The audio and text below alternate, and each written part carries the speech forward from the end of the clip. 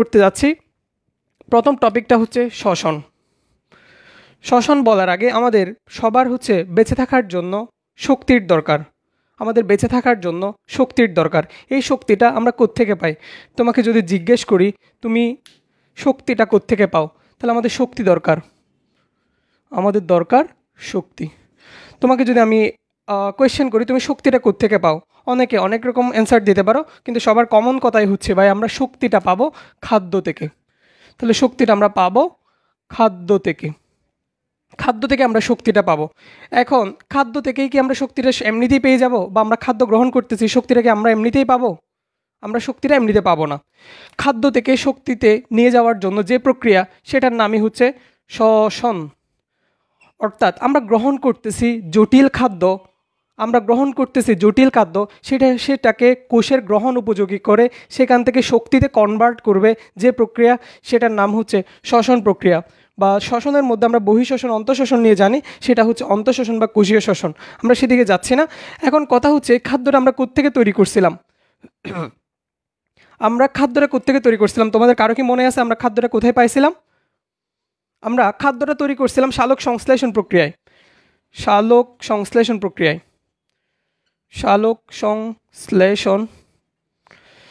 সংশ্লেষণের মাধ্যমে আমরা খাদ্য তৈরি করছিলাম। সে খাদ্য থেকে আমরা শক্তি পাবো। এই খাদ্য থেকে শক্তি তৈরির প্রক্রিয়ার নামই হচ্ছে শ্বসন। এক কথায় যদি জিজ্ঞেস করি শ্বসন কি, তাহলে তুমি বলবা শক্তি উৎপাদনের প্রক্রিয়া। কাকে বলে জিজ্ঞেস করলে তোমার আরেকটু ডিটেলসে লিখতে হবে। তুমি বলতে পারো জৈব যৌগের স্থিতি শক্তিটাকে আমি রাসায়নিক শক্তিতে কনভার্ট করব। কথাটা একটু কঠিন হয়ে গেল। জৈব যৌগটা কি আবার? জৈব যৌগ বলতে আমি যে খাদ্যটা আমি তৈরি করছিলাম, সেটা গ্লুকোজ, প্রোটিন বা যাই বলো, সেই খাদ্যটাকে আমরা এটিপিতে কনভার্ট করব, শক্তিতে নিয়ে যাব। অর্থাৎ জৈব যৌগের মধ্যে যে স্থিতি শক্তিটা থাকবে সেটাকে আমি রাসায়নিক শক্তিতে নিয়ে যাব, সেটার নামই শ্বসন। এত কিছু না মনে যদি নাও থাকে, তুমি শ্বসন কাকে বলে পরীক্ষা আসছে লিখবা সালোক সংশ্লেষণ প্রক্রিয়ায় তৈরিকৃত খাদ্যকে জারিত করে। সালোক সংশ্লেষণ প্রক্রিয়ায় তৈরিকৃত খাদ্যকে আমরা কি করব? জারিত করে কি তৈরি করব? আমরা কার্বন ডাই অক্সাইড, পানি এবং শক্তি তৈরির প্রক্রিয়া আমরা এখান থেকে তৈরি করব। কার্বন ডাই অক্সাইড, পানি এবং শক্তি তৈরি করব। অর্থাৎ আমরা যে খাদ্যটা তৈরি করব, যে খাদ্যটা আমাদের আগে থেকে সালোক সংশ্লেষণ প্রক্রিয়া আমরা তৈরি করছিলাম, সেই খাদ্যটাকে আমি জারিত করে, সেটা অক্সিজেনের উপস্থিতিতে হতে পারে বা অক্সিজেনের অনুপস্থিতিতে হতে পারে, সেটাকে আমি জারিত করে আমি সেখান থেকে কার্বন ডাই অক্সাইড, পানি এবং শক্তি তৈরির যে প্রক্রিয়া, সেটার নামই হচ্ছে শ্বসন। সো শ্বসন কাকে বলে আমি আরেকবার বলতেছি, সালোক সংশ্লেষণ প্রক্রিয়ায় তৈরিকৃত খাদ্যকে জারিত করে কার্বন ডাই অক্সাইড, পানি এবং শক্তি তৈরির প্রক্রিয়ার নামই হচ্ছে, শক্তি উৎপাদনের প্রক্রিয়ার নামই হচ্ছে শ্বসন। ওকে, আমরা শ্বসন নিয়ে জানলাম, বা আমরা শ্বসন নিয়ে আরও বিগত 2টা ক্লাসের মধ্যে আমরা শ্বসন নিয়ে আলোচনা করছি। সো আমি শ্বসনের ডিটেলসের মধ্যে যাচ্ছি না। আমরা সকলেই জানি শ্বসন হচ্ছে 2 প্রকার। শ্বসন কয় প্রকার? শ্বসন হচ্ছে 2 প্রকার। আগের ক্লাসটা একটু করে আগের 2 ক্লাসটা একটু করে করতেছি। শ্বসন হচ্ছে 2 প্রকার। শ্বসন 2 প্রকার।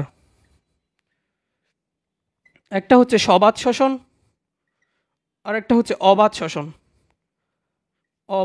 শ্বসন। আমরা গত ক্লাসে সবাত শ্বসন নিয়ে আলোচনা করছিলাম। আজকে আমরা অবাত শ্বসন থেকে শুরু করব এবং অবাত শ্বসনটা আমরা ডিটেলসে আলোচনা করার চেষ্টা করব। অবাত শ্বসন, নামটা একটু খেয়াল করো, অবাত শ্বসন।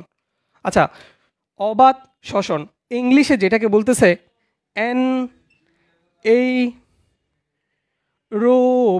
রেসপিরেশন। শ্বসনের ইংলিশ হচ্ছে রেসপিরেশন। তাহলে আমি শব্দটাকে একটু বিশ্লেষণ করি। অবাত শ্বসন ইংলিশ হচ্ছে অ্যানারোবিক রেসপিরেশন। আমরা আলোচনা করতে যাচ্ছি অবাত শ্বসনে ডিটেলস একটু আমরা আলোচনা করব। আমি শব্দটাকে একটু বিশ্লেষণ করি। প্রথমে দেখো অ্যান মিনস আমরা বুঝবো বায়োলজিতে কোনো একটা শব্দের আগে অ্যান মিনস আমরা বুঝবো অ্যাবসেন্স। এই রুবিক শব্দটা আসছে এর থেকে। এর মিনস এয়ার মানে হচ্ছে বাতাস মানে আমরা এখানে মিন করতেছি অক্সিজেনকে। রেসপিরেশন মানে হচ্ছে শ্বসন। তাহলে আমি নাম থেকে কি আমি একটা সংজ্ঞা দাঁড় করাতে পারি কিনা তোমরা একটু চেষ্টা খেয়াল করো। আমি কি কি লিখলাম? অবাধ শ্বসন। সবাধ শ্বসন নিয়ে আমি বলতেছি না, কারণ গত ক্লাসে আমরা সবাধ শ্বসন নিয়ে আলোচনা করছি। অবাধ শ্বসন ইংলিশ হচ্ছে anaerobic respiration. Anaerobic respiration শব্দটাকে যদি আমরা একটু ভেঙে লিখি, আমরা পাচ্ছি একটা শব্দ অ্যান, এরপরে পাচ্ছি এইরোবিক আর একটা রেসপিরেশন। অ্যান মিন্স বুঝতেছি আমরা অ্যাবসেন্স, মানে হচ্ছে অনুপস্থিত। অনুপস্থিত, এখানে কি অনুপস্থিত? এরপরের শব্দটির মধ্যে আমরা পাচ্ছি এই রুবিক আসছে এর থেকে। এর মিন্স এয়ার মানে হচ্ছে বাতাস বা অক্সিজেন। বাতাস মানে আমরা মিন করতেছি অক্সিজেনকে। তাহলে আমরা শব্দ কি বলতে পারি না অক্সিজেনটা অনুপস্থিত? যে শ্বসনের মধ্যে অক্সিজেনটা অনুপস্থিত, তাহলে আমরা এখান থেকে বলতে পারতেছি অবাধ শ্বসন মানে হচ্ছে যেখানে অক্সিজেনটা অনুপস্থিত। অর্থাৎ যে শ্বসন অক্সিজেনের অনুপস্থিতিতে সংগঠিত হবে সেটাকে বলতেছে অবাধ শ্বসন প্রক্রিয়া, বা অবাধ শ্বসন বলতেছি সেটাকে। অর্থাৎ যে শ্বসনটা আমার অক্সিজেনের অনুপস্থিতিতে সংগঠিত হবে। আমি যদি আরেকটু সুন্দর করে সংজ্ঞাটা দিই, আমি লিখি,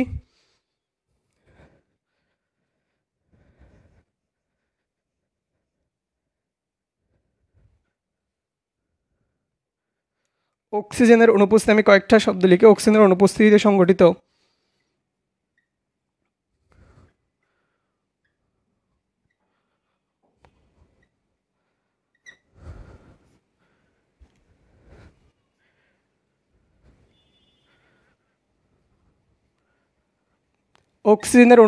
সংগঠিত যে শ্বসন প্রক্রিয়ায়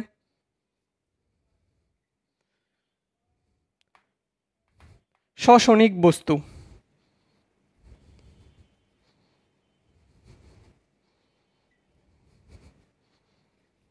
কোষের ভেতরকার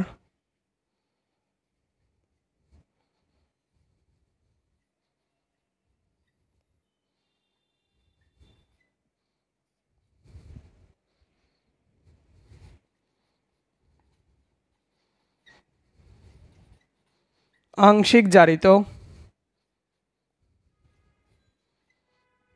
জৈব যৌগ, পানি, কার্বন ডাই অক্সাইড, শক্তি। আচ্ছা, আমি কয়েকটা লাইন লিখলাম, একটু খেয়াল করো। এখান থেকে আমরা একটু ডিটেলসে সংজ্ঞাটা দিতে পারবো পরীক্ষায় যদি আমাকে কোয়েশ্চেন করে অবাধ শ্বসন প্রক্রিয়া ব্যাখ্যা করো। সো অবাধ শ্বসন প্রক্রিয়া ব্যাখ্যা করার সময় তুমি যদি এক লাইনেই লিখে দাও যে শ্বসনটা অক্সিজেনের অনুপস্থিতিতে সংগঠিত হয় সেটাকে অবাধ শ্বসন বলে। স্যারদের মন নাও বুঝতে পারে, তোমাকে দুইয়ে দুই নাও দিতে পারে।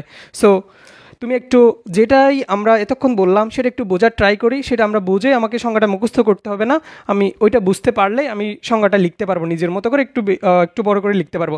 অক্সিজেনের অনুপস্থিতিতে সংগঠিত, তাহলে যে শ্বসনটা অক্সিজেনের অনুপস্থিতিতে সংগঠিত হবে, অক্সিজেনের অনুপস্থিতিতে সংগঠিত যে শ্বসন প্রক্রিয়ায় শ্বসনিক বস্তু মিন্স আমরা এখানে গ্লুকোজটাকে জারিত করব C6H12O6।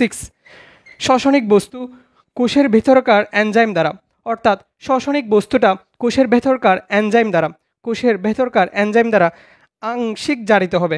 অর্থাৎ আমি গ্লুকোজটাকে বা শ্বসনিক বস্তুটাকে সম্পূর্ণরূপে জারিত করতে পারবো না, এটা আংশিক রূপে জারিত হবে। আংশিক জারিত হয়ে কিছু জৈব যৌগের মধ্যে mainly ethyl alcohol, lactic acid প্রভৃতি উৎপন্ন হয়। আমি লিখলাম জৈব যৌগ, পানি, কার্বন ডাইঅক্সাইড এবং শক্তি উৎপন্ন হয়, সেটাকেই বলা হচ্ছে অবাধ শ্বসন। আবার বলতেছি, অক্সিজেনের অনুপস্থিতিতে সংগঠিত যে শ্বসন প্রক্রিয়ায়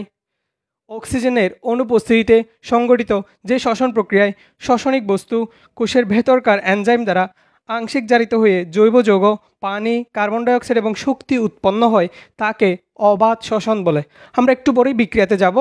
এতটুকু পর্যন্ত সবাই লিখতে পারছো কিনা, সব কিছু ঠিকঠাক মতো বুঝতে পারতেছো কিনা একটু কমেন্টে জানাও, আমি কমেন্টে একটু চেক করি।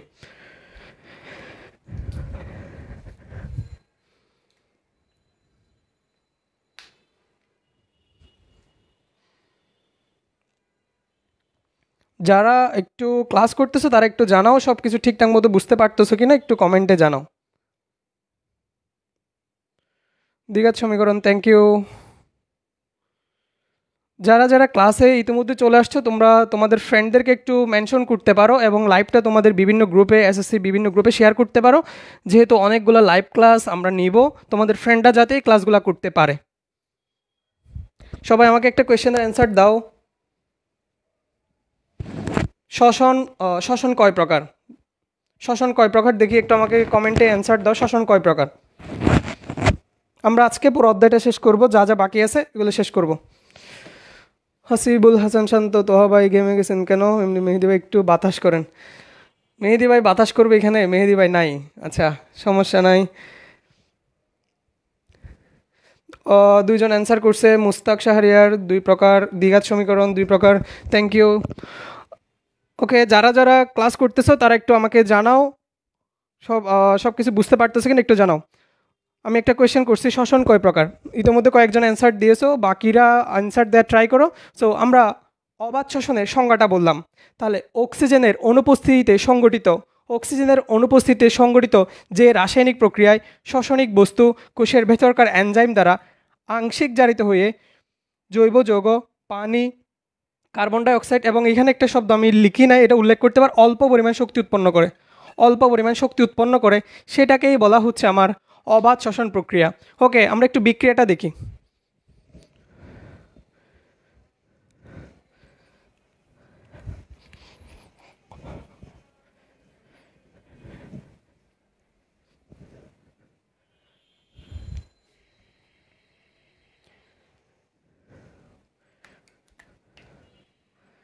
তাহলে আমার শ্বসনিক বস্তুটা হচ্ছে গ্লুকোজ C6H12O6। এইটা জারিত হবে কিসের মাধ্যমে? জারিত হবে কোষের ভেতরকার এনজাইম দ্বারা সেটা জারিত হবে। আমরা বলছিলাম এখান থেকে কী উৎপন্ন হবে? ইথাইল অ্যালকোহল উৎপন্ন হবে, CH3CH2OH। আশা করি সবাই জানো ইথাইল মানে 2 কার্বন। মিথ, ইথ, প্রো, বিউট তোমরা জৈব যৌগ অধ্যায়ের মধ্যে পড়বা, একাদশ অধ্যায় আমরা ইনশাল্লাহ ক্লাস নিব, তোমরা সেখানে পড়বা। তাহলে ইথাইল অ্যালকোহল প্লাস কার্বন ডাই অক্সাইড, এখানে আমরা পাই শক্তি কম পরিমাণে শক্তি তোমাদের বইয়ে দেওয়া আছে এখানে 56 কিলো ক্যালোরি পার মোল। এটিপির হিসাবে সেটা হচ্ছে 2 ATP, 56 কিলো ক্যালোরি পার মোল। তোমাদের বইয়ের অনুযায়ী আমি লিখতেছি, এটা অনেক বই তোমরা পাবা 20 কিলো ক্যালোরি পার মোল। তোমাদের বই যেটা আছে সেটাই তোমাদের জানলে হবে, 56 কিলো ক্যালোরি পার মোল, এটিপির হিসাবে 2 ATP। তাহলে এখানে আমরা বললাম যখন আমার গ্লুকোজটা অক্সিজেনের অনুপস্থিতিতে, এখানে আমার গ্লুকোজটাকে আমি জারিত করতে অক্সিজেন পাবো না, অর্থাৎ অক্সিজেনের অনুপস্থিতিতে সেটা ভেঙে বা জারিত হয়ে সেখান থেকে আমি পাবো ইথাইল অ্যালকোহল পাবো, কার্বন ডাই অক্সাইড পাবো এবং অল্প পরিমাণে শক্তি পাবো, ইথাইল অ্যালকোহল। আর এখানে আমি ল্যাকটিক অ্যাসিডও পেয়ে থাকি, বা কোনো কোনো বিক্রিয়ার মধ্যে দেখা যায় ইথাইল অ্যালকোহলের পাশাপাশি এখানে ল্যাকটিক অ্যাসিড উৎপন্ন হয়, C3H6O3। তাহলে কোনো কোনো বিক্রিয়ায় দেখা যায় ইথাইল অ্যালকোহল উৎপন্ন হয়, কোনো কোনো বিক্রিয়ায় দেখা যায় ল্যাকটিক অ্যাসিড উৎপন্ন হয়, আবার কোনো কোনো বিক্রিয়ায় দুইটাই উৎপন্ন হয়। তাহলে ইথাইল অ্যালকোহল, ল্যাকটিক অ্যাসিড, এবং আমি পাচ্ছি কী পাচ্ছি? আর কার্বন ডাই অক্সাইড পাচ্ছি এবং শক্তি পাচ্ছি। সবাই এতটুকু বুঝতে পারছো কিনা একটু আমাকে জানাও। Ethyl alcohol, lactic acid, carbon ডাই অক্সাইড এবং আমরা শক্তি পাই। সবাই আমাকে জানাও অবাধ শ্বসনের মধ্যে কত এটিপি উৎপন্ন হয়? অবাধ শ্বসনে কত এটিপি উৎপন্ন হয়?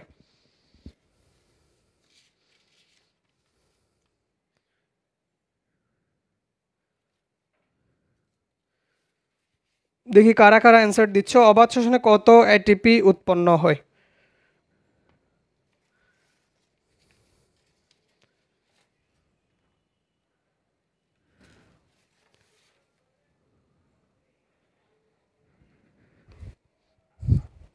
কারা কারা অ্যান্সার দিচ্ছে একটু দেখি।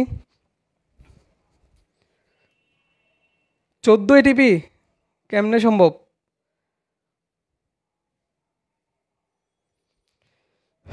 ওকে, অনেকে অ্যান্সার দিচ্ছে 2 ATP। তাহলে অবাধ শ্বসনের মধ্যে আমরা পাবো মূলত 2টা ATP পাই। তাহলে এখানে কি কি উৎপন্ন হয় সবাই একটু বলো। আমরা যখন অবাধ শ্বসনের মধ্যে আমাদের প্রোডাক্টগুলো কী কী পাই? ইথাইল অ্যালকোহল অথবা lactic acid, ethyl alcohol, lactic acid, carbon dioxide এবং শক্তি। কি কি পাই একটু সবাই একটু রেসপন্স করো, আমরা কি কি পাই? ইথাইল অ্যালকোহল,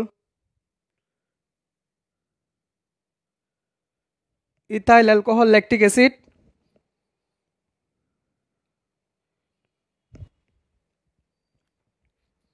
ওকে। এখন আমরা ইথাইল অ্যালকোহল বলো বা ল্যাকটিক অ্যাসিড, আমরা যা যা পাই একটু মনে রাখবো। ইথাইল অ্যালকোহল পাবো, কার্বন ডাইঅক্সাইড পাবো, শক্তি পাবো। আমি বিক্রিয়ার সমতা বিধান করি নাই, সেই হিসাবে আমি এখানে সামনে 2 1 এগুলো কিছু বসাচ্ছি না। আমি কি কি পাই সেটা একটু বললাম। বা এটা যদি আমরা এইভাবে লিখি, C2 কার্বন কয়টা? 2টা, H5OH ইথাইল অ্যালকোহলের সংকেত। তাহলে আমরা পাবো ইথাইল অ্যালকোহল পাবো, অথবা ল্যাকটিক অ্যাসিড পাবো, অথবা ল্যাকটিক অ্যাসিড এবং ইথাইল অ্যালকোহল দুইটাই পাবো। এখন আমরা বিক্রিয়াতে যাব, এখানে কয় ধাপে বিক্রিয়াটা সম্পন্ন হয় এবং কি কি কোনটা কীভাবে উৎপন্ন হয়। সবাই আমাকে বলো সবাত শোষণের ধাপ কয়টা ছিল? দেখি কার কার মনে আছে। আমরা সবাত শোষণ পড়ছিলাম, সবাত শোষণের ধাপ কয়টা? আমি অবাত শোষণ কাকে বলে আরেকবার বলতেছি। তাহলে যে শ্বসন প্রক্রিয়া বা অক্সিজেনের অনুপস্থিতিতে সংগঠিত যে শ্বসন প্রক্রিয়ায় শ্বসনিক বস্তু কোষ মধ্যস্থ এনজাইম দ্বারা আংশিক জারিত হয়ে জৈব যৌগের মধ্যে আমরা পাচ্ছি ইথাইল অ্যালকোহল, ল্যাকটিক অ্যাসিড। জৈব যৌগ কার্বন ডাইঅক্সাইড এবং অল্প পরিমাণে শক্তি উৎপন্ন করে, সেই প্রক্রিয়াকে বলা হচ্ছে অবাত শ্বসন প্রক্রিয়া। আশা করি তোমরা বুঝতে পারছো। আমাকে একটু জানাও সবাত শোষণের ধাপ কয়টা ছিল। আমরা এখন যাব অবাত শোষণের মধ্যে। দেখি কার কার মনে আছে সবাত শোষণের ধাপ কয়টা ছিল।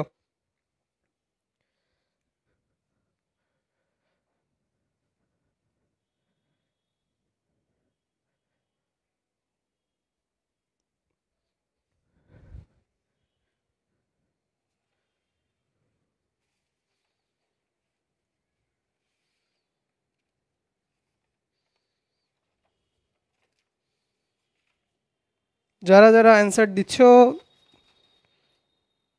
এখনো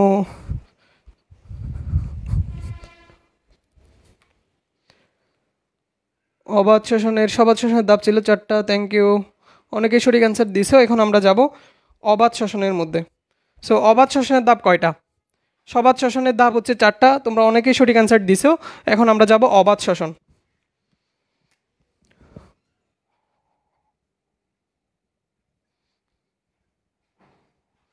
অবাত শোষণের ধাপ দেখি কারো জানা আছে কিনা। অবাত শোষণের ধাপ হচ্ছে কয়টা এবং কি কি?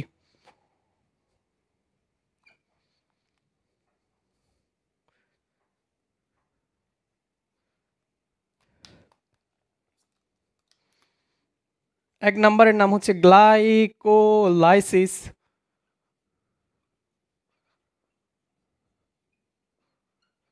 2 নম্বর ধাপের নাম কি? 2 নম্বর ধাপের নাম দেখি, তোমরা কমেন্ট করো। 2 নম্বর ধাপের নাম কি?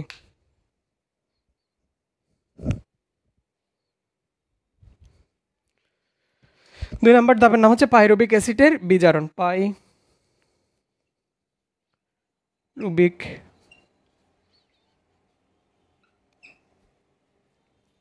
বিজারণ, পাইরুবিক অ্যাসিডের বিজারণ।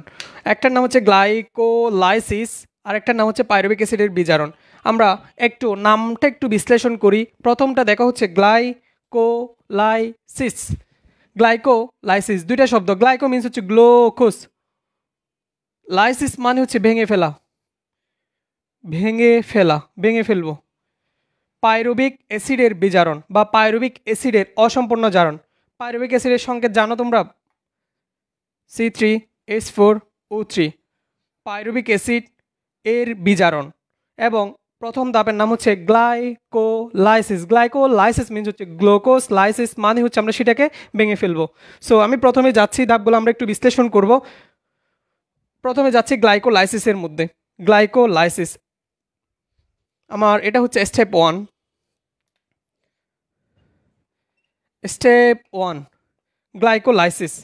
গ্লাইকোলাইসিসের মধ্যে কি কি হয় দেখো। গ্লাইকোলাইসিস মানে আমরা বলতেছি গ্লুকোজটাকে ভাঙবো। গ্লুকোজ মানে হচ্ছে C6H12O6, সেটাকে আমরা ভাঙবো। সেটা ভেঙে কি কি উৎপন্ন হয় দেখো। গ্লুকোজটাকে আমরা ভাঙলে পাই পাইরুবিক অ্যাসিড C3H4O3, 2টা পাইরুবিক অ্যাসিড পাই, 2 ATP পাই, 2 NADH2 পাই। তাহলে সবাই একটু আমাকে জানাও, আমরা যখন পাইরুভিক অ্যাসিড, আমরা প্রথম ধাপের নাম হচ্ছে গ্লাইকোলাইসিস, গ্লাইকোলাইসিসের মধ্যে আমরা কী কী পাই, গ্লাইকোলাইসিসের মধ্যে কোন কোন প্রোডাক্টগুলো পাই, গ্লাইকোলাইসিসের মধ্যে তোমরা কী কী দেখতে পাচ্ছ আমাকে একটু জানাও। গ্লাইকোলাইসিসের মধ্যে আমরা কী কী পাই? পাইরুভিক অ্যাসিড পাই,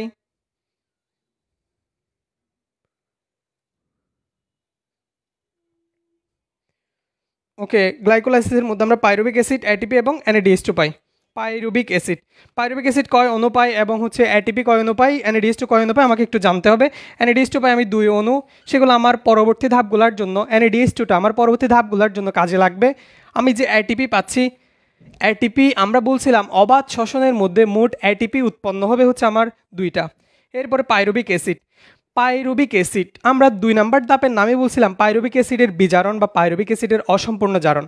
পাইরুভিক অ্যাসিডের বিজারণ অর্থাৎ আমরা এরপরে যে ধাপগুলো করব সেই ধাপগুলোতে অবশ্যই আমার পাইরুভিক অ্যাসিডটা লাগবে, এর পরের ধাপগুলোতে আমার পাইরুভিক অ্যাসিডটার প্রয়োজন হবে।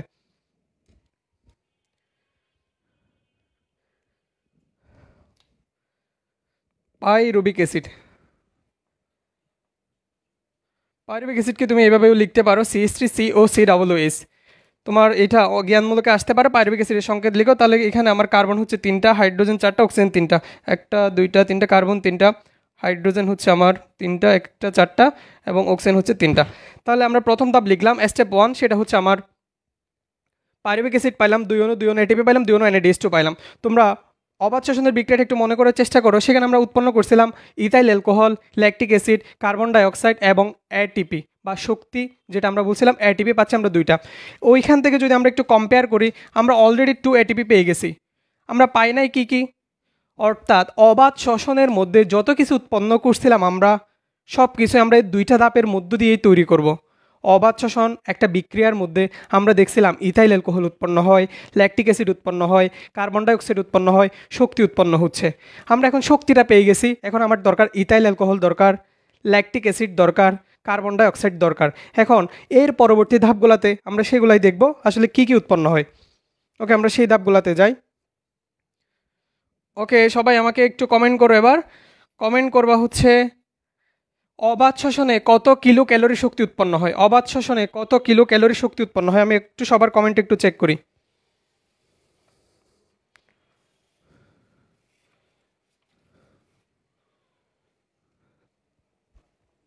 অবাধ শ্বসনে কত কিলো ক্যালোরি শক্তি উৎপন্ন হয়?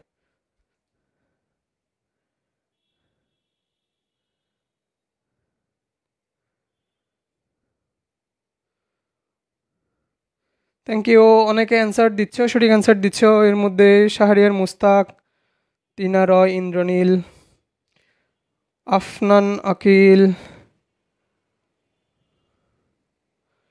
দ্বিঘাত সমীকরণ, MST সারা, অনেকে অ্যান্সার দিচ্ছ। 56 কি, কত কিলো ক্যালোরি? 56 kilo calorie. এককটা একটু মনে রাখতে হবে, পরীক্ষায় আমাদেরকে একক দিয়ে একটু ঝামেলা করতে পারে। ওকে, যারা যারা ক্লাসটা করতেছো সবাই একটু ফ্রেন্ডদেরকে মেনশন করো এবং লাইভটা বিভিন্ন গ্রুপে শেয়ার করতে পারো। খাদিজা খাতুন মিনো সঠিক অ্যান্সার দিয়েছে, সবাই হচ্ছে সঠিক অ্যান্সারই দিচ্ছে। তোমরা এত ভালো, সবাই এত ভালো ছেলে মেয়ে, কি বলতাম আর, খুব ভালো। ওকে, আমরা এখন গ্লাইকোলাইসিসটা আমরা শেষ করছি। 2 নম্বর ধাপের নাম হচ্ছে পাইরুভিক অ্যাসিডের বিজারণ। 2 নম্বর ধাপের নাম হচ্ছে পাইরুভিক অ্যাসিডের বিজারণ। এটা হচ্ছে আমার স্টেপ 2। স্টেপ 2 এর নাম হচ্ছে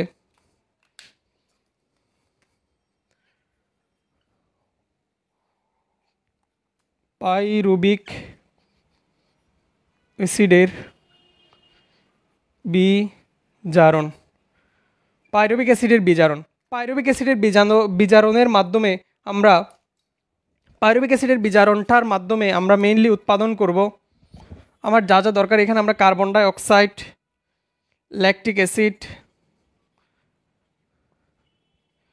অ্যাসিড, ইথাইল অ্যালকোহল সব কিছু আমরা এখান থেকে পাবো।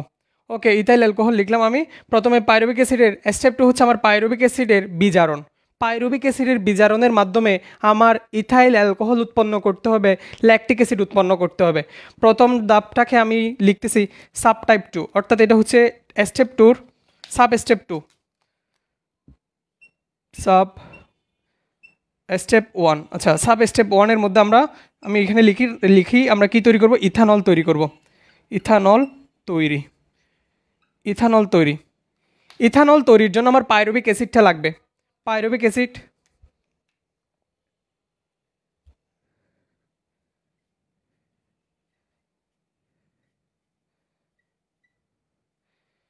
CH3 অর্থাৎ C3H4O3। পাইরুভিক অ্যাসিডটা কি করবে দেখো? পাইরুভিক অ্যাসিড, পাইরুভিক অ্যাসিড থেকে একটা কার্বন ডাই অক্সাইড বের হবে। একটা কার্বন ডাই অক্সাইড বের হয়ে যাবে। এই কার্বন ডাই অক্সাইড বের করার জন্য আমার কাজ করবে কার্বক্সিলেজ এনজাইম। যদি আমার এই পাইরুভিক অ্যাসিড থেকে যদি আমার একটা কার্বন ডাই অক্সাইড মানে CO2 বের হয়ে যায়, এখানে আমার আর কি কি থাকে দেখো? CH3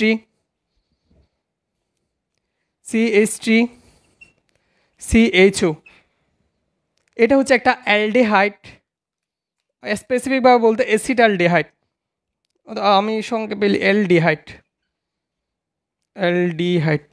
অ্যালডিহাইড কেন বলতেছি আমরা? CHO মূলক দ্বারা। আচ্ছা ভাই আমাকে বলো, আমাদের কথা ছিল আমরা ইথানল তৈরি করব। আমরা ইথানল তৈরি করব। ইথানলটা হচ্ছে একটা অ্যালকোহল, আমরা তৈরি করব ইথানল। সেখানে আমার তৈরি হয়ে গেল অ্যাসিটালডিহাইড বা অ্যালডিহাইড তৈরি হয়ে গেল। আমার মনে করো যাওয়ার কথা ছিল আমি যাওয়া হচ্ছে ঢাকা থেকে আমি চট্টগ্রাম যাব। আমি এখন কুমিল্লায় আছি। আমি এখন কুমিল্লা পর্যন্ত আসছি, তাহলে আমার অ্যালকোহলে যাইতে হবে, ইথানলে যাইতে হবে। এরপর আমার আরও একটা স্টেপ আছে এইটার মধ্যে। তাহলে এখন আমরা অ্যাসিটালডিহাইডে কী করতেছি দেখো? অ্যাসিটালডিহাইডটা আমরা লিখি CH3CHO, সেটা লিখলাম।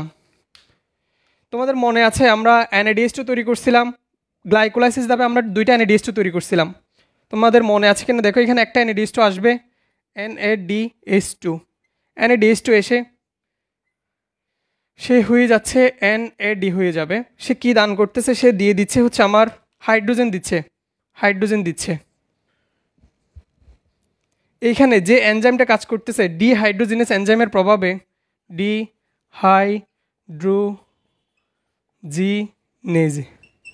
ডিহাইড্রোজিনেস এনজাইমের প্রভাবে NADH2টা এসে সে হাইড্রোজেনটা দিয়ে, অর্থাৎ সে অ্যালডিহাইডকে একটা হাইড্রোজেন দিচ্ছে, H2 দিচ্ছে। হাইড্রোজেন দিয়ে সে হয়ে যাচ্ছে NAD।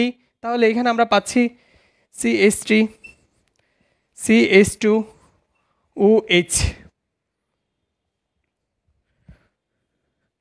C3H5OH, অর্থাৎ আমরা ইথানলটা পাচ্ছি। দেখো এখানে আমার প্রথমে কার্বন ছিল 2টা, কার্বন এখন হচ্ছে কার্বন 1টা 2টা, হাইড্রোজেন ছিল 3টা 4টা, এখন হাইড্রোজেন হচ্ছে 3টা 4টা 5টা 6টা, একটা হচ্ছে OH এর সাথে, আর একটা হচ্ছে আমার কী কী ছিল? তাহলে এখানে আমার ইথানল থেকে আমরা পাচ্ছি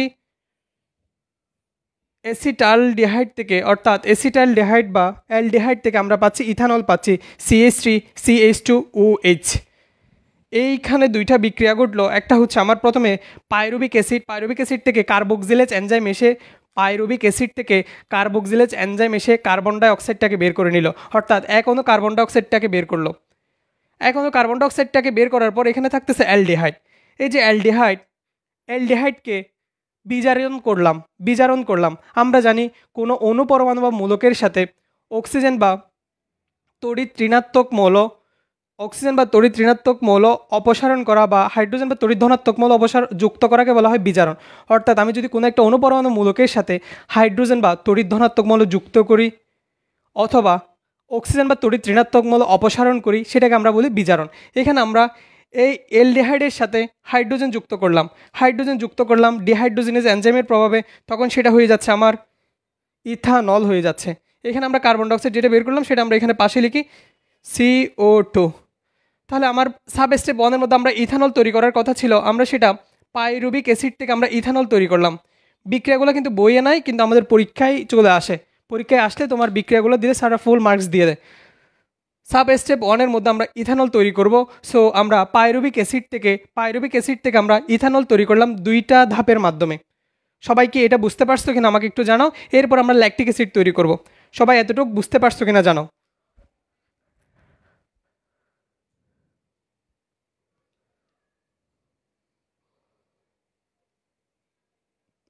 সবাই এই ধাপটা বুঝতে পারছো কি না একটু জানাও। মোটামুটি হলে হবে, না কি বোঝা নাই সেটা আবার বলো, আমি আবার রিভিউ করবো, সমস্যা নাই। সবাই বুঝতে পারছো কি না একটু জানাও।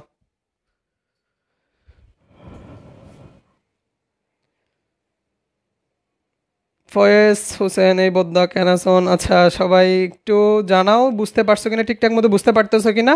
আর তোমাদের ফ্রেন্ডদেরকে মেনশন করে দিতে পারো যারা, যাতে তারা ক্লাসগুলো করতে পারে, এবং তোমাদের স্কুলের গ্রুপে এবং বিভিন্ন গ্রুপে তোমরা ক্লাসটা শেয়ার করতে পারো, যাতে এটা আমরা চেষ্টা করব। এরপরে বায়োলজি আজকে এই অধ্যায়টা শেষ হলো, আমরা এরপর আরেকটা অধ্যায় শুরু করব, কেমিস্ট্রি অধ্যায় শুরু করব। আস্তে আস্তে আমরা সব কিছুই মোটামুটি তোমাদের বইয়ে সবগুলো অধ্যায় আমরা লাইভ ক্লাসের মাধ্যমে আমরা চেষ্টা করবো তোমাদেরকে দেওয়ার জন্য। সো তোমরা যদি ওইভাবে থাকো আমাদের সাথে, ইনশাল্লাহ আমরা এটা সম্পন্ন করতে পারবো। আমাদের পেইড কোর্স, ফ্রি কোর্স দুইটাই আছে। আমাদের পেইড কোর্সে ক্লাস চলতেছে, আমরা ফ্রি কোর্সও চেষ্টা করতেছি তোমাদের ক্লাসগুলো দেওয়ার জন্য। অনেকের অনেক প্রবলেম থাকতে পারে, তোমরা জানাও ভাই আমাদের এই ক্লাসটা দেন, আমাদের এই ক্লাসটা দেন, আমরা চেষ্টা করব। এবং আমাদের ফিল্ড সায়েন্স ইউটিউব চ্যানেলে তোমরা সোহেল স্যার, সাইম স্যার, মেহেদি ভাইয়া, শাবিন ভাইয়া, আমাদের অনেকগুলো ক্লাস পেয়ে যাবা। তাহলে আমরা সাব স্টেপ 1-এর মধ্যে ইথানল তৈরি করলাম। ইথানলটা আমরা পাইরুবিক অ্যাসিড থেকে, আমি আরেকবার বলতেছি যারা একটু বোঝো নাই বা মনোযোগ একটু কম ছিল, আরেকটু খেয়াল করো। প্রথমে আমরা পাইরুবিক অ্যাসিড নিলাম। পাইরুবিক অ্যাসিডটা আমরা কোথায় পাইছিলাম? পাইরুবিক অ্যাসিডটা আমরা গ্লাইকোলাইসিস ধাপে পাইছিলাম। গ্লাইকোলাইসিস ধাপে আমরা দুইটা পাইরুবিক অ্যাসিড পাইছিলাম। দুইটা পাইরুবিক অ্যাসিড ছিল, দুইটা NADH2 ছিল, দুইটা ATP ছিল। এটিপিটা আমরা অবাধ শোষণের মধ্যে যে দুইটা এটিপি পাই, সেগুলো আমরা পাইরুবিক অ্যাসিডের গ্লাইকোলাইসিস ধাপে পেয়ে যাচ্ছি। তাহলে দুইটা NADH2 এবং দুইটা পাইরুবিক অ্যাসিড কই যাচ্ছে? একটা পাইরুবিক অ্যাসিড দেখো, একটা পাইরুবিক অ্যাসিড থেকে আমরা কার্বক্সিলেজ এনজাইমের মাধ্যমে একটা কার্বন ডাইঅক্সাইড বের করে নিলাম, তখন সেটা হয়ে যাচ্ছে অ্যালডিহাইড। আমার দরকার হচ্ছে আমি ইথানল তৈরি করব, ইথানল তৈরি করতে চাচ্ছি। আমি পাইলাম অ্যালডিহাইড, তাহলে আমার বিক্রিয়াটা সম্পন্ন হয় নাই, আমাকে আরও সামনে যেতে হবে। আরও সামনে যাওয়ার জন্য NADH2 আসলো। দুইটা NADH2 ছিল, একটা NADH2 এসে বলতেছে তুমি হাইড্রোজেনটা নাও। তুমি হাইড্রোজেনটা নিয়ে কী করতে পারো দেখো। তাহলে সে যখন হাইড্রোজেনটা দিয়ে দিচ্ছে, অর্থাৎ এটার সাথে তুমি হাইড্রোজেনটা যুক্ত করে দাও। হাইড্রোজেনটা যখন তুমি যুক্ত করতেছো, এখানে হাইড্রোজেন ছিল টোটাল, যদি আমি ওভারঅল হিসাব করি, এখানে হাইড্রোজেন ছিল 4টা, এখানে হাইড্রোজেন দেখো 3, 4, 5, 6টা হয়ে যাচ্ছে। দুইটা হাইড্রোজেন, অর্থাৎ দুইটা হাইড্রোজেনই বাড়তেছে মাত্র। অ্যালডিহাইড ছিল, সেটা এখানে হয়ে যাচ্ছে অ্যালকোহলে, ইথানল, যেটা একটা অ্যালকোহল। আশা করি এটা সবাই বুঝতে পারছো। আমরা এখন সাব স্টেপ 2-তে যাচ্ছি। এগুলো আমরা পড়তেছি দ্বিতীয় ধাপ, সেজন্য আমি সাব স্টেপ দিয়ে লিখতেছি। সাব স্টেপ 2 আমরা ল্যাকটিক অ্যাসিড তৈরি করব। সাব স্টেপ 2-তে আমরা ল্যাকটিক অ্যাসিড তৈরি করব। ল্যাকটিক অ্যাসিড তৈরি করব, সেটাও আমরা কোত্থেকে তৈরি করব? পাইরুবিক অ্যাসিড থেকে তৈরি করব। ল্যাকটিক অ্যাসিড সেটাও আমরা পাইরুবিক অ্যাসিড থেকে তৈরি করব। দেখি আমাকে সবাই একটু কমেন্টে জানাও, পাইরুবিক অ্যাসিডটা কয় কার্বনযুক্ত অ্যাসিড? পাইরুবিক অ্যাসিডটা কয় কার্বনযুক্ত অ্যাসিড?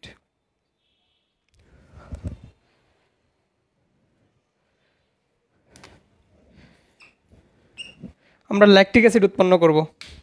পাইরুবিক অ্যাসিডটা কয় কার্বনযুক্ত অ্যাসিড একটু কমেন্টে জানাও সবাই।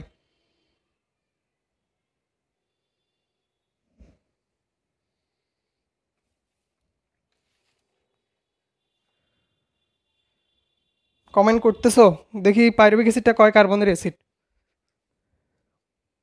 3 কার্বন। শাহরিয়ার মুস্তাক 3 কার্বন। দ্বিঘাত সমীকরণ 3 বার carbon. Okay. Marjai Mishi 3 carbon. Thank you, তোমাদের অ্যান্সার সঠিক। তাহলে আমরা ল্যাকটিক অ্যাসিড, পাইরুবিক অ্যাসিডটা এখন ল্যাকটিক অ্যাসিডে যাব। এই যে আমরা ল্যাকটিক অ্যাসিড তৈরি করব, আমাদের প্রথমে ল্যাকটিক অ্যাসিডটাও জানার থাকতে হবে। ল্যাকটিক অ্যাসিডটা হচ্ছে একটা 3 কার্বনযুক্ত ল্যাকটিক অ্যাসিড, সেটাও 3 কার্বন। 3 কার্বন ল্যাকটিক অ্যাসিড, সেটাও হচ্ছে 3 কার্বনের। পাইরুবিক অ্যাসিড সেটাও 3 কার্বন, ল্যাকটিক অ্যাসিড সেটাও 3 কার্বন। পাইরুবিক অ্যাসিড, পাইরুবিক অ্যাসিডটা যদি আমরা গাঠনিক সংকেতটা একটু দেখি, পাইরুবিক অ্যাসিড দেখো কার্বনের 4 হাত, 3 হাতে 3টা হাইড্রোজেন, এরপরে কার্বন, অক্সিজেনের 2 হাত কার্বনের সাথে যুক্ত, আর একটা অক্সিজেন, OH। এটা হচ্ছে পাইরুবিক অ্যাসিডের সংকেত। আমরা যাব ল্যাকটিক অ্যাসিডের মধ্যে। ল্যাকটিক অ্যাসিডের সংকেত C3H6O3, C3H6O3। আমার পাইরুবিক অ্যাসিডের সংকেত ছিল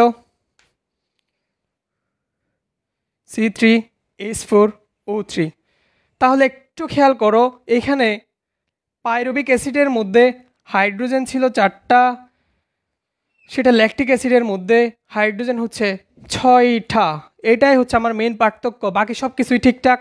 অর্থাৎ সবখানে কার্বন ছিল 3টা, পাইরুভিক অ্যাসিডে কার্বন ছিল 3টা, ল্যাকটিক অ্যাসিডেও কার্বন 3টা, পাইরুভিক অ্যাসিডের মধ্যে আমার অক্সিজেন ছিল 3টা, ল্যাকটিক অ্যাসিডের মধ্যে আমরা অক্সিজেন পাচ্ছি 3টা, কিন্তু পাইরুভিক অ্যাসিডের মধ্যে আমার হাইড্রোজেন ছিল 4টা, আমার ল্যাকটিক অ্যাসিডের ক্ষেত্রে হাইড্রোজেন হচ্ছে 6টা।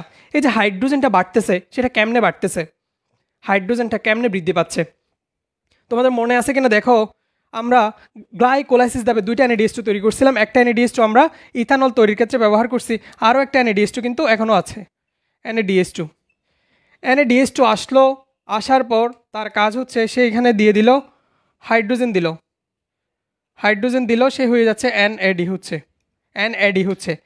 যে এনজাইমের প্রভাবে হাইড্রোজেনটা এটার সাথে যুক্ত হবে, এটা মানে হচ্ছে পাইরুভিক অ্যাসিডের সাথে যুক্ত হবে, সেটা হচ্ছে ডিহাইড্রোজিনেজ।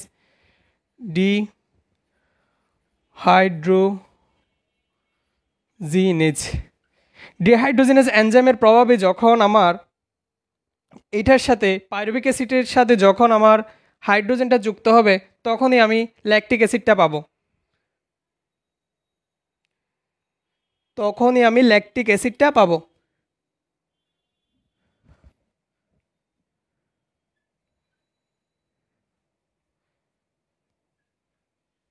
তাহলে ল্যাকটিক অ্যাসিডের সংকেত হচ্ছে আমার C3H6O3, অর্থাৎ CH3CHOH COOH। সবাই একটু লিখো CH3CHOH COOH।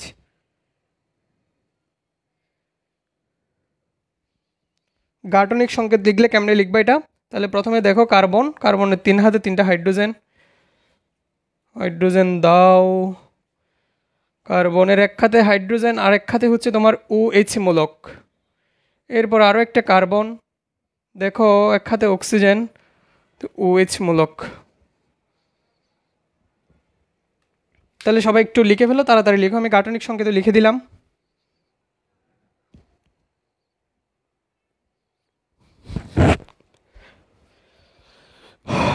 আমাদের যে ছিল, আমরা বলছিলাম আমরা অবাধ শ্বসনের মধ্যে তৈরি করব ethyl alcohol, lactic acid, carbon ডাই অক্সাইড এবং 2 ATP। প্রথম ধাপটা ছিল গ্লাইকোলাইসিসের মধ্যে আমরা 2টা পাইরুভিক অ্যাসিড তৈরি করছিলাম, 2 NADH2 তৈরি করছিলাম, 2 ATP তৈরি করছিলাম। তাহলে ATPটা আমি সেখানে পেয়ে যাচ্ছি। সেখানে আমার তৈরি ছিল 2টা পাইরুভিক অ্যাসিড তৈরি ছিল, 2টা NADH2 তৈরি ছিল। যে পাইরুভিক অ্যাসিড ছিল, যে NADH2 ছিল, সেগুলো আমরা এখানে ব্যবহার করলাম।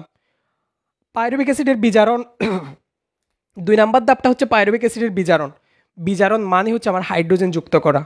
সহজ ভাষায় বা জারণ বিজারণের পুরাতন মতবাদ অনুযায়ী বিজারণ মানে হচ্ছে কোনো অনুপরমাণু বা মূলকের সাথে হাইড্রোজেন যুক্ত করলে সেটাকেও বলা হয় বিজারণ। আমরা স্টেপ 2 এর মধ্যে পাইরুভিক অ্যাসিডের বিজারণের আমরা সাব স্টেপ 1 এর মধ্যে আমরা দেখলাম ইথানল তৈরি করতেছি। ইথানলটা আমি একটু তোমরা রিকল করো বা যারা লিখছো একটু খাতার সাথে মিলাও। ইথানলটা আমরা কোত্থেকে তৈরি করলাম? যে পাইরুভিক অ্যাসিড ছিল, পাইরুভিক অ্যাসিড থেকে প্রথমে কার্বক্সিলেজ এনজাইম এসে একটা কার্বন ডাইঅক্সাইড বের করে নিল। যখন কার্বন ডাইঅক্সাইড বের করছে, তখন সেটা হয়ে যাচ্ছে অ্যালডিহাইড বা অ্যাসিটালডিহাইড। এই যে অ্যালডিহাইড হলো CH3CHO মূলক হলো, সেই CH3CHO মূলকের সাথে ডিহাইড্রোজিনেজ এনজাইম এসে একটা হাইড্রোজেনকে যুক্ত করলো। সে হাইড্রোজেনটা কোথায় পাবে? সে হাইড্রোজেনটা আমরা যে NADH2 তৈরি করছিলাম, সে একটা NADH2 থেকে একটা হাইড্রোজেন এসে সেটার সাথে যুক্ত হলো। তখন সেখানে আমরা পাচ্ছি ethyl alcohol, CH3CH2OH, ethyl alcohol, 2 কার্বনযুক্ত একটা অ্যালকোহল। তাহলে আমরা সাব স্টেপ 1 শেষ করলাম। সাব স্টেপ 2 এর মধ্যে আমি তৈরি করব ল্যাকটিক অ্যাসিডটা আমি কোত্থেকে তৈরি করব? সেটা আমি পাইরুভিক অ্যাসিড থেকে তৈরি করব। পাইরুভিক অ্যাসিডের সংকেত CH3 বা C3H4O3। তাহলে পাইরুভিক অ্যাসিডের সংকেত C3H4O3, আমরা সেটা লিখতে পারি CH3COCOOH। আমরা যদি গাঠনিক সংকেতটা দেখাই, গাঠনিক সংকেত মানে হচ্ছে কোনটার সাথে কার্বনের সাথে কিভাবে কোনটা যুক্ত থাকে। তাহলে কার্বনের সাথে প্রথম 3টা হাইড্রোজেন, কার্বনের সাথে অক্সিজেন OH। তাহলে এটা হচ্ছে আমার পাইরুভিক অ্যাসিডের গাঠনিক সংকেত। পাইরুভিক অ্যাসিডের সাথে আমরা পাইরুভিক অ্যাসিড থেকে যাব ল্যাকটিক অ্যাসিডের মধ্যে। আমাদের যদি 2টা সংকেতই মনে থাকে, পাইরুভিক অ্যাসিড হচ্ছে C3H4O3, ল্যাকটিক অ্যাসিড C3H6O3। তুমি দুইটা সংকেত একটু দেখো, দুইটাতে সব কিছুই ঠিকঠাক। এখানে আমার দরকার হচ্ছে দুইটা হাইড্রোজেন দরকার বা একটা হাইড্রোজেন অণু দরকার। হাইড্রোজেনটা আমি কোত্থেকে পাচ্ছি? এই যে NADH আমরা আগেই তৈরি করছিলাম, সে NADH আসলো, আসার পর বলতেছে নাও নাও হাইড্রোজেন নাও, সে হাইড্রোজেন দিল, সে হয়ে যাচ্ছে NAD। সে যে হাইড্রোজেন দিল বা তাকে হাইড্রোজেন দিতে বাধ্য করলো আমার ডিহাইড্রোজিনেস এনজাইম। হাইড্রোজিনেস এনজাইমের প্রভাবে সে হাইড্রোজেনটা এই যে ইথাইল আমার এখানে পাইরুভিক অ্যাসিড ছিল, সে পাইরুভিক অ্যাসিডের সাথে যুক্ত হয়ে ল্যাকটিক অ্যাসিড তৈরি করলো। ল্যাকটিক অ্যাসিডের সঙ্গে CH3 CHOS COOS বা C3H6O3। আমি এখানে গাঠনিক সংকেত দেখালাম, তোমরা পরীক্ষায় যে কোনো একটা সংকেত লিখলে হবে। গাঠনিক সংকেত দিলে স্যার একটু সহজে বুঝতে পারে, তখন স্যারে বুঝতে পারে তুমি আসলে বিক্রিয়াগুলো মুখস্থ করো নাই, বিক্রিয়াগুলো তুমি বুঝে বুঝে পড়ছো বা বুঝে বুঝেই বিক্রিয়াগুলো করতেছো। বিক্রিয়ার আমরা পরে মেকানিজমগুলো কোনো ক্লাসে মেকানিজম সহ দেখবো বিক্রিয়াগুলো কীভাবে হচ্ছে। ওকে, আমরা অবাধ শ্বসনের কাকে বলে, অবাধ শ্বসনের ধাপগুলা চেষ্টা করছি আলোচনা করার জন্য। সবাই কি অবাধ শ্বসনটা বুঝতে পারছো? অবাধ শ্বসন কাকে বলে আমাদের বইয়ে আছে, অবাধ শ্বসনের বিক্রিয়াটা আছে, কিন্তু বিক্রিয়ক প্রোডাক্টগুলো কীভাবে হলো সেগুলো কিন্তু আমাদের বইয়ে নাই। সো ক্লাসটা তোমাদের জন্য দরকারি ছিল, কারণ যদি তুমি বিক্রিয়াগুলো পরীক্ষায় দিতে পারো স্যার অনেক বেশি খুশি হয়। সবাই কি অবাধ শ্বসনটা বুঝতে পারছো? অবাধ শ্বসন বুঝতে পারলে আমরা শ্বসনের প্রভাবকের মধ্যে যাব। শ্বসনের প্রভাবক আমরা কোনো একটাও মুখস্থ করব না, আমরা সব কিছু মনে রাখার ট্রাই করব বিভিন্ন গল্প কবিতা দিয়ে। এতটুকু কি সবাই বুঝতে পারছো? সবাই একটু বুঝতে পারছো কিনা আমাকে জানাও।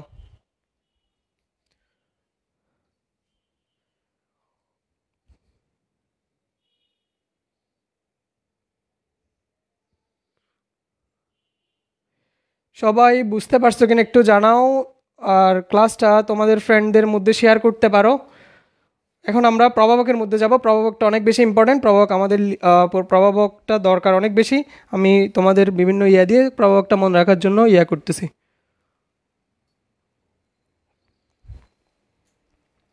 ওকে, আমরা এর আগে শ্বসনের প্রভাবক বলছিলাম। শ্বসনের প্রভাবক কি কারো মনে আছে? দেখি শ্বসনের বাহ্যিক প্রভাবক কি কি, শ্বসনের বাহ্যিক প্রভাবক কয়টা এবং কি কি, দেখি কার কার মনে আছে। সালোক সংশ্লেষণের। এখন আমরা শ্বসনের প্রভাবকের মধ্যে যাচ্ছি। তাহলে আমাদের সবাদ শ্বসন শেষ, অবাধ শ্বসন শেষ, সালোক সংশ্লেষণ শেষ। এখন আমাদের শ্বসনের প্রভাবকের পরে আমরা অধ্যায়টা শেষ করব। প্রভাবক মানে হচ্ছে যে প্রভাবিত করবে। তোমার জীবনেরও কত প্রভাবক থাকতে পারে, তোমাকে কেউ প্রভাবিত করতে পারে। মনে করো তোমার বাবা মাও তোমার হচ্ছে প্রভাবক, অর্থাৎ তোমাকে পড়াশোনার জন্য বাধ্য করতেছে বা পড়াশোনার জন্য তোমাকে প্রভাবিত করতেছে। ধনাত্মক প্রভাবক বলতে পারো, ঋণাত্মক প্রভাবকও থাকতে পারে। ওকে, আমরা এখন প্রভাবকের মধ্যে যাই। শ্বসনের প্রভাবক। শ্বসনের প্রভাবক যে প্রভাবিত করবে শ্বসনটাকে, কারা কারা প্রভাবিত করতে পারে শ্বসনটাকে? শ্বসনটাকে প্রভাবিত করতে পারে কিছু বাহ্যিক প্রভাবক, বাহির থেকে কেউ তাকে প্রভাবিত করতে পারে। আর একটা প্রভাবক আছে, সেটা হচ্ছে অভ্যন্তরীণ প্রভাবক, অর্থাৎ সে ভেতর থেকে শ্বসনটাকে প্রভাবিত করতে পারে। তাহলে আমরা সালোক সংশ্লেষণেও পড়ছিলাম প্রভাবক দুই ধরনের, একটা বাহ্যিক প্রভাবক, একটা অভ্যন্তরীণ প্রভাবক। শ্বসনের ক্ষেত্রেও প্রভাবকটা দুই প্রকার, একটা হচ্ছে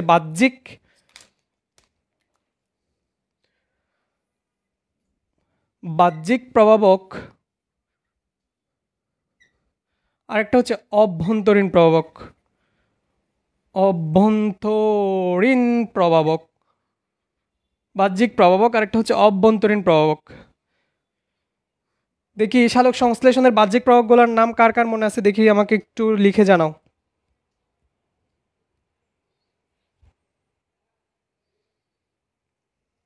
দেখি কার কার মনে আছে সালোক সংশ্লেষণের বাহ্যিক প্রভাবক।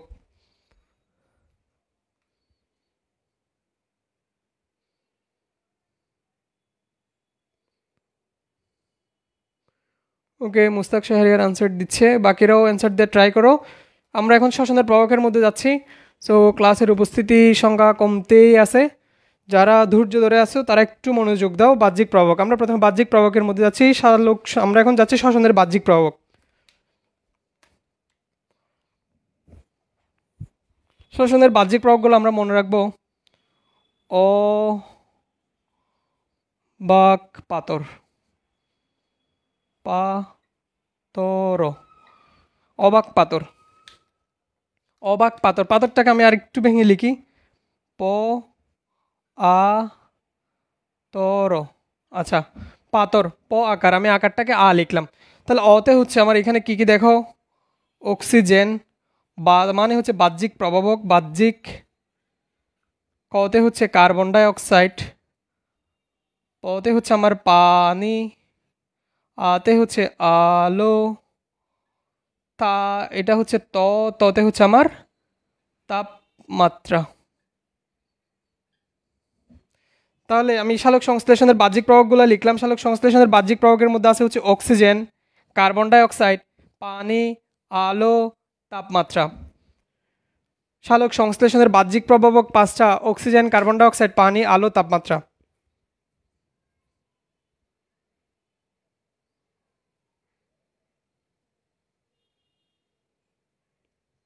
সবাই কি দেখতে পাচ্ছ ঠিক মতো? তাহলে সালোক শ্বসনের বাহ্যিক প্রভাবক পাঁচটা: অবাক পাতর, অবাক পাতর, অবাক। অতে হচ্ছে অক্সিজেন, বা মানে হচ্ছে বাহ্যিক প্রভাবক, ক মানে হচ্ছে কার্বন ডাই অক্সাইড, পা মানে হচ্ছে পতে হচ্ছে পানি, আতে হচ্ছে আলো, পা আথর, আথর, আতে হচ্ছে আলো, ততে হচ্ছে তাপমাত্রা, রতে কিছুই নাই। সবাই কি লিখতে পারতেছো?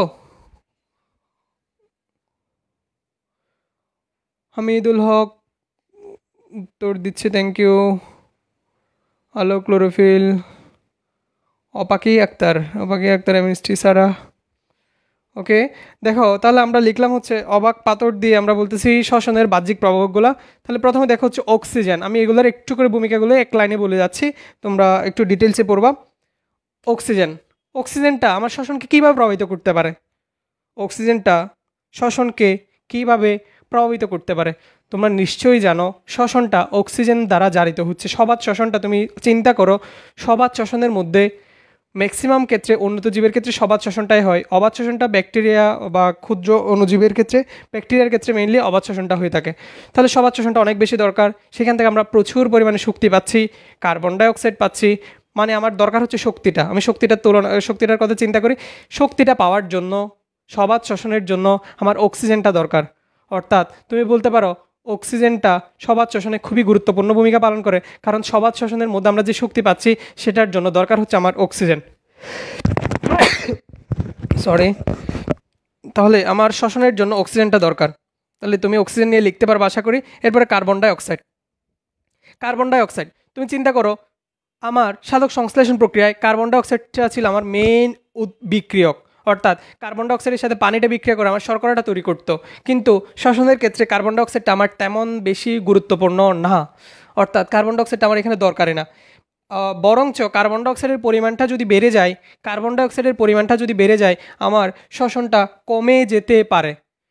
কার্বন ডাই অক্সাইডের পরিমাণটা যদি বেড়ে যায় আমার শ্বসনটা কমে যেতে পারে। পথে হচ্ছে পানি। এই ক্ষেত্রে শ্বসনের ক্ষেত্রে পানিটা ছিল আমার সালোক সংশ্লেষণের মেইন বিক্রিয়ক বা মেইন উপাদানের মধ্যে ছিল। এখানের মধ্যে পানিটা কি করবে? পানি যদি বেশি হয়ে যায়, পরিমাণের চেয়ে বেশি হলেও ক্ষতিকর, পরিমাণের চেয়ে কম হলেও ক্ষতিকর। তাহলে শ্বসনের জন্য দরকার হচ্ছে আমার পরিমিত পানি দরকার। এরপরে হচ্ছে আমার আলো। সালোক সংশ্লেষণের জন্য আলো। সালোক সংশ্লেষণটা আলোর তেমন কোনো ভূমিকা নাই, তবে দিনের বেলা সালোক সংশ্লেষণটা সবচেয়ে ভালো হয়, কারণ যখন সূর্যের আলো থাকে তখন আমার অক্সিজেন এবং কার্বন ডাই অক্সাইড আদান প্রদানটা খুব ভালো মতো হয়ে থাকে। তাহলে দিনের বেলায় সালোক সংশ্লেষণটা খুবই ভালো হয়, বা আলোর উপস্থিতি সালোক সংশ্লেষণটা ভালো হয়। এরপর তাপমাত্রা থেকে তোমার এমসিকিউতে থাকতে পারে শ্বসনের তাপমাত্রার রেঞ্জটা কত? 20 থেকে 45 ডিগ্রি সেলসিয়াস। দেখি কারো মনে আছে কিনা আমাকে বলো। সালোক সংশ্লেষণের পরিমিত তাপমাত্রা বা অপটিমাম টেম্পারেচার কত ছিল? সালোক সংশ্লেষণের পরিমিত তাপমাত্রা বা অপটিমাম টেম্পারেচার কত ছিল? কার কার মনে আছে একটু কমেন্টে জানো। তাহলে শ্বসনের হচ্ছে পরিমিত তাপমাত্রা হচ্ছে 20 থেকে 45 ডিগ্রি সেলসিয়াস। খেয়াল করবা সেলসিয়াস দিচ্ছে, ফারেনহাইট দিচ্ছে নাকি অন্য কেলভিন দিচ্ছে, একক কী দিচ্ছে সেটা খেয়াল করবা। 20 থেকে 45 ডিগ্রি সেলসিয়াস মানে হচ্ছে যদি আমার শ্বসনের তাপমাত্রাটা 20 ডিগ্রির কম হয়ে যায় বা 45 ডিগ্রির উপরে হয়, তাহলে শ্বসনকে সেটা প্রভাবিত করতে পারে। দেখি আমাকে সবাই কমেন্টে জানাও সালোক সংশ্লেষণ প্রক্রিয়ার পরিমিত তাপমাত্রা কত ছিল?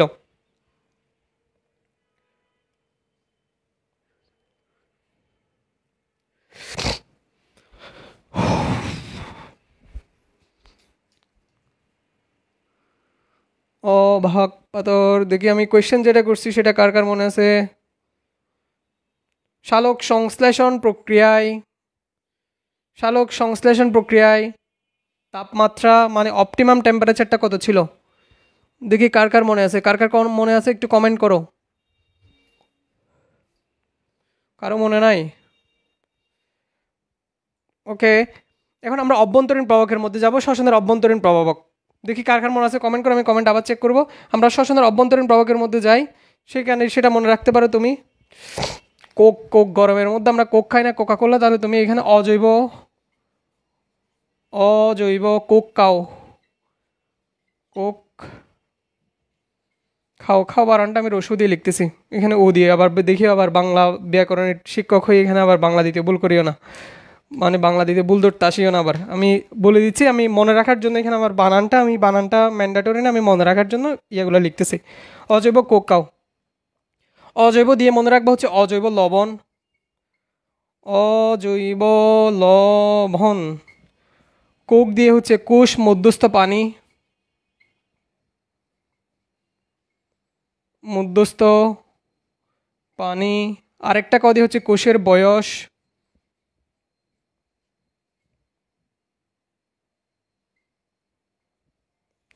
খাওয়াতে হচ্ছে খাদ্য বস্তু, রসতে হচ্ছে উৎসেচক, উৎসেচক,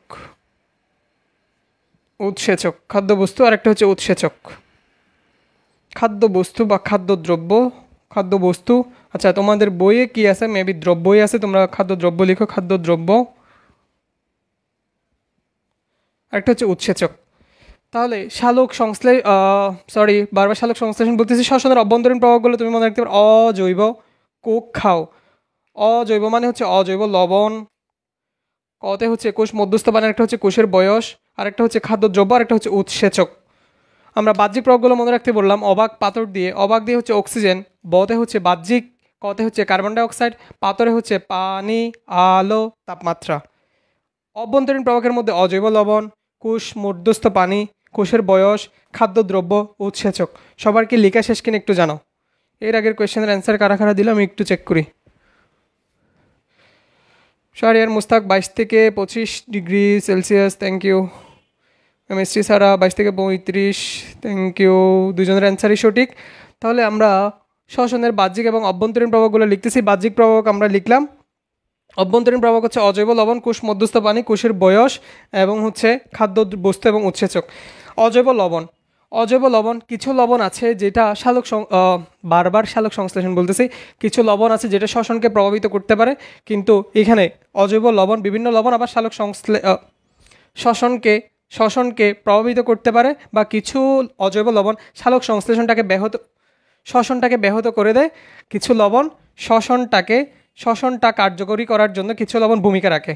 এতটুকু লিখলে হবে। এরপরে কোষ মধ্যস্থ পানি, কোষ মধ্যস্থ পানি, কোষের মধ্যে যদি পরিমিত পরিমাণে পানি থাকে তাহলে আমার এইখানে শ্বসনটা ভালো মতো হয়, কোষ মধ্যস্থ পানি। এরপর হচ্ছে কোষের বয়স, কোষের বয়স যদি কোষের বয়সটা অল্প হয়, অর্থাৎ এটা যদি ভাজক টিস্যু হয়, কোষের বয়স অল্প হলে ভাজক টিস্যু বেশি থাকে, অর্থাৎ এখানে প্রোটোপ্লাজমের পরিমাণটা বেশি থাকে, সেখানে শ্বসন বেশি হয়ে থাকে, অর্থাৎ অল্প বয়স্ক কোষে শ্বসনের হারটা স্বাভাবিকভাবে বেশি থাকে। এরপরে খাদ্যবস্তু, শ্বসনের মধ্যে আমরা খাদ্যবস্তুটাকেই মেনলি জারিত করি, বা খাদ্যদ্রব্য মানে হচ্ছে আমার গ্লুকোজটাকে আমরা জারিত করি, সেখান থেকে কার্বন ডাইঅক্সাইড, পানি বা শক্তি পাবো। তাহলে এখানে খাদ্যদ্রব্যটাও কিন্তু আমার শ্বসনের ক্ষেত্রে খুবই গুরুত্বপূর্ণ ভূমিকা পালন করতেছে প্রভাবক হিসাবে। এরপর উৎসেচক, কিছু কিছু এনজাইম আছে যেগুলো আমার শ্বসনকে প্রভাবিত করবে, মানে শ্বসনটাকে সামনের দিকে এগোতে সাহায্য করবে। সো এখানে উৎসেচকের ভূমিকাটাও ইম্পর্টেন্ট। সো বই থেকে একটু একটু পড়ে নিবা হচ্ছে কোনটা কী কাজ করতেছে, কোন প্রভাবকের কাজটা কী। এখান থেকে তোমাদের পরীক্ষা আসতে পারে। দুইটা প্রক্রিয়া বলে সালোক সংশ্লেষণ এবং শ্বসনের প্রভাবগুলো তুলনামূলক আলোচনা করো, বা সালোক সংশ্লেষণের প্রভাব এবং শ্বসনের প্রভাবগুলো লিখো, ওইভাবে আসতে পারে। সো আমরা সালোক সংশ্লেষণের প্রভাবক নিয়েও ডিটেলসে আলোচনা করছি, শ্বসনের প্রভাবক নিয়েও আলোচনা করছি আজকে আমাদের। এরপরে হচ্ছে শ্বসনটা কীভাবে ভূমিকা রাখতেছে, বা শ্বসনের উদ্দেশ্য, শ্বসনটা কীভাবে জীবদেহে কীভাবে ভূমিকা পালন করে, বা কীভাবে শ্বসন এবং সালোক সংশ্লেষণ কীভাবে সম্পর্কিত, ওইগুলো একটু করে বই রিডিং আছে, ওইটা একটু রিডিং পড়বা। শ্বসন না হলে আমরা বেঁচে থাকতে পারতাম না। শ্বসনের মাধ্যমে আমরা অক্সিজেন গ্রহণ করতেছি। উদ্ভিদ কী করতেছে, কার্বন ডাইঅক্সাইড ত্যাগ করতেছে। উদ্ভিদ কার্বন ডাইঅক্সাইড ত্যাগ করে না, উদ্ভিদ কার্বন ডাইঅক্সাইড গ্রহণ করে। মানুষ অক্সিজেনটা গ্রহণ করে, কার্বন ডাইঅক্সাইডটা ত্যাগ করে। অর্থাৎ মানুষের এবং হচ্ছে উদ্ভিদের মধ্যে একটা ইন্টার কানেকশন হচ্ছে, কেউ অক্সিজেন নিচ্ছে, কেউ অক্সিজেন দিচ্ছে, কেউ কার্বন ডাইঅক্সাইড নিচ্ছে, কেউ কার্বন ডাইঅক্সাইড দিচ্ছে। অর্থাৎ মানুষ এবং উদ্ভিদের মধ্যে, প্রাণী এবং উদ্ভিদের মধ্যে একটা ইন্টার কানেকশন তৈরি হচ্ছে সালোক সংশ্লেষণ এবং শ্বসন দ্বারা। সেগুলো একটু বই থেকে রিডিং পড়বা। এই অধ্যায়টার মধ্যে আমরা সব কিছু চেষ্টা করছি তুলে ধরার জন্য। আমরা প্রায় 4টা লাইভ ক্লাস নিছি, তোমরা লাইভ ক্লাসগুলো ইউটিউব ফিল সায়েন্স ইউটিউব চ্যানেলে পেয়ে যাবা এবং সোহেল স্যার সায়েন্স চেম্বার গ্রুপেও পাবা। আমরা এই অধ্যায়ের মধ্যে তোমাদের কী কী আলোচনা করছি একটু বলি। প্রথমে আমাদের অধ্যায়টা 2 ভাগে ভাগ করছি, একটা হচ্ছে সালোক সংশ্লেষণ, একটা হচ্ছে শ্বসন। সালোক সংশ্লেষণ কাকে বলে, সালোক সংশ্লেষণের ধাপ, সালোক সংশ্লেষণের প্রভাবক, সেগুলো আমরা ডিটেলসে আলোচনা করছি এবং কোন জায়গা থেকে পরীক্ষায় কোয়েশ্চেন বেশি আসে সেটাও বলছি। ইভেন অনেক ক্ষেত্রে আমরা এমসিকিউ টপিকগুলো আলোচনা করার চেষ্টা করছি, অর্থাৎ আমরা কোনো কিছুই বাদ দিই নাই।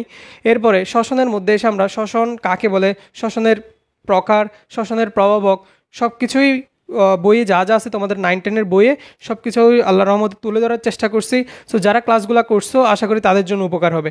এরপর আমরা তোমাদের বায়োলজি কোন অধ্যায়ের ক্লাস চাও তোমরা একটু কমেন্ট করো, তোমরা এরপরে বায়োলজি কোন অধ্যায়ের ক্লাস চাও। আমরা তো আজকে জীবনী শক্তি অধ্যায় তোমরা বলছিলা, জীবনী শক্তি অধ্যায়ের ক্লাসের জন্য আমরা 4টা ক্লাসের মাধ্যমে জীবনী শক্তিটা শেষ করছি।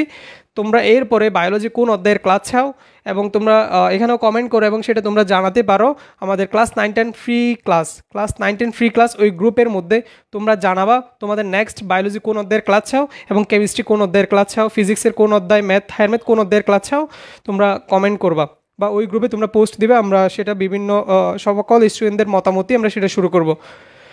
আমাকে এখন একটু জানাও তোমরা এরপরে বায়োলজি কোন অধ্যায়টা চাও আর হচ্ছে আজকের ক্লাসে কারো কোনো কোয়েশ্চেন আছে কিনা।